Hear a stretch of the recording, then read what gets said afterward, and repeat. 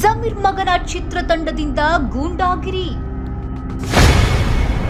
ಜೈದ್ ಖಾನ್ ದರ್ಪ ದುರಹಂಕಾರಕ್ಕೆ ಅಮಾಯಕನ ಡ್ರೋನ್ ಪುಡಿ ಪುಡಿ. ಕಾಲಿಗೆ ಬೀಳ್ತೀನಿ ಅಂದ್ರು ಡೋಂಟ್ ಕೇರ್, ಟೆಕ್ನಿಷಿಯನ್ ಅಳಲು. ಜಮೀರ್ ಪುತ್ರ ಜೈದ್ ಖಾನ್ ಬನಾರಸ್ ಸಿನಿಮಾ ಮೂಲಕ ಎಲ್ಲರ ಗಮನ ಸೆಳೆದಿದ್ರು. ಸಿನಿಮಾವು ಚೆನ್ನಾಗಿಯೇ ಮೂಡಿತ್ತು, ಪ್ರೇಕ್ಷಕರಿಂದ ಒಳ್ಳೆಯ ರೆಸ್ಪಾನ್ಸ್ ಸಿಕ್ಕಿತ್ತು. ಈಗ ಅವರು ಮುಂದಿನ ಚಿತ್ರದ ಕೆಲಸದಲ್ಲೇ ಬ್ಯುಸಿಯಾಗಿದ್ದಾರೆ. ಈ ಚಿತ್ರಕ್ಕೆ ಕಲ್ಟ್ ಎಂದು ಟೈಟಲ್ ನೀಡಲಾಗಿತ್ತು. ಸಿನಿಮಾದ ನಾಯಕಿ ರಚಿತಾ ರಾಮ್. ಸಿನಿಮಾದ ಶೂಟಿಂಗ್ ನಡೀತಾ ಇದೆ. ಈಗ ಸಚಿವ ಜಮೀರ್ ಅಹಮದ್ ಪುತ್ರ ಮತ್ತು ಚಿತ್ರತಂಡ ಎಡವಟ್ಟೊಂದನ್ನು ಮಾಡಿಕೊಂಡಿತ್ತು. ಇದಕ್ಕೆ ಸಂಬಂಧಿಸಿದಂತೆ ಕೇಸ್ ಕೂಡ ದಾಖಲಾಗಿದೆ. ಹೌದು, ಪೊಲೀಸರು ತಂಡಕ್ಕೆ ನೋಟಿಸ್ ನೀಡಿದ್ದಾರೆ. ಸಿನಿ ತಂಡದವರು ಮಾಡಿದ ತಪ್ಪಿಗೆ ಡ್ರೋನ್ ಟೆಕ್ನಿಷಿಯನ್ ಆತ್ಮಹತ್ಯೆಗೆ ಕೂಡ ಯತ್ನಿಸಿದ್ರು ಎನ್ನಲಾಗಿದೆ. ಕಲ್ಟ್ ಸಿನಿಮಾದಲ್ಲಿ ಸಂತೋಷ್ ಎಂಬುವವರು ಡ್ರೋನ್ ಉಸ್ತುವಾರಿ ವಹಿಸಿಕೊಂಡಿದ್ರು.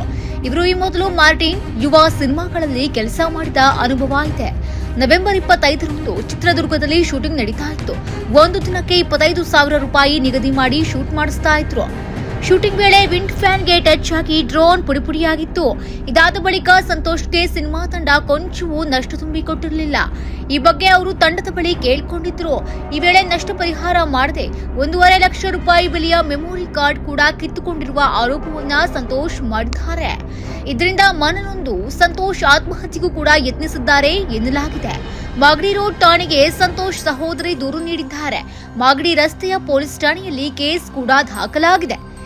ಎಸ್, ಮಂಗಳವಾರ ಅಂದರೆ ಡಿಸೆಂಬರ್ 3ಕ್ಕೆ ವಿಚಾರಣೆಗೆ ಬರುವಂತೆ ಸಿನಿಮಾ ತಂಡಕ್ಕೆ ಪೊಲೀಸರು ಸೂಚನೆ ನೀಡಿದ್ದಾರೆ.